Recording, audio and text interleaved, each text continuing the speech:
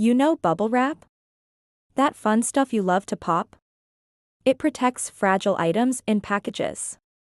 But did you know it wasn't made for packaging at all? It was supposed to be wallpaper. Yes, really. In 1957, two engineers named Alfred Fielding and Mark Chavon had a crazy idea. They sealed two shower curtains together with air bubbles inside. They wanted to make a new kind of textured wallpaper. Something futuristic and cool looking. But no one wanted bubble wallpaper. It didn't sell. Still, they thought maybe it could be used in greenhouses to trap air and keep heat. After a walk in the woods, burrs would stick to his pants. He realized he could make synthetic hooks from nylon thread. You don't have to. Sometimes mistakes come to us unexpectedly. But instead, he looked for a way to make them into something useful. And when Alfred Fielding and Mark Chavon made their bubble wallpaper, they didn't see a way to sell it.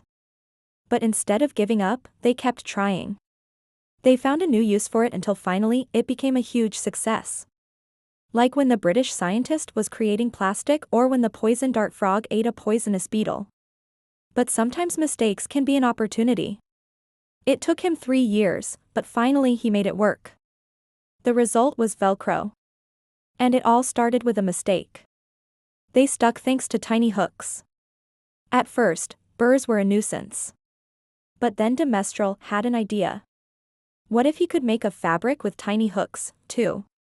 And your like or comment helps us grow. Just one click is enough. Let's explore more surprises together. Bye. That would be useful for lots of things. He just needed to figure out how. That didn't work either. But then something happened. It lives in the jungles of Colombia. Its skin secretes a poison strong enough to kill 10 grown men. But how did it learn to do that? Well, its skin absorbs poisons from the ants and beetles it eats.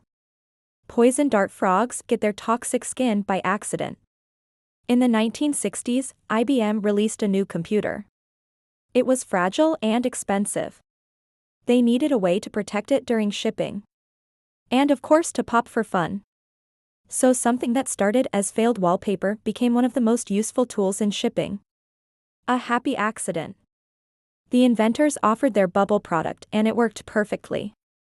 He wanted to help the war effort, but his experiment failed. He made a big pile of trash, or so he thought. But then someone came along. A Swiss chemist named Paul Schlack found a way to clean up the mess. His process saved tons of oil and helped the Allies win the war. After that, plastic became a common thing, all because of a cleaning mistake. Isn't it amazing how mistakes can lead to genius ideas? Mistakes happen all the time at school, at work, even at play. But what if a mistake could change the world? Well, it has before. The air pockets absorbed the shock. Bubble wrap was reborn as a packaging material. And soon it became popular all over the world. Now we use it for everything, to ship glass, to pack electronics, to keep stuff safe. Next time you pop a bubble, think about that. In 1943, a British scientist was trying to create a new type of plastic. There are even stranger examples in nature. Like take the poison dart frog. And sometimes mistakes help people in surprising ways. Take George de Mestral, for example. He was a French engineer. In the 1940s, he noticed something strange. At first, de Mestral had no luck. But one day he had a breakthrough. Now you might be thinking, mistakes are great, but I don't want to make one so I can't learn from it. When the French engineer found burrs sticking to his clothes, he could have just pulled them off and thrown them away. So mistakes aren't always bad. Sometimes they can lead to amazing discoveries. It just takes a little creativity and a lot of curiosity. Now it's time for you to be curious. Support our channel. We are a curious family.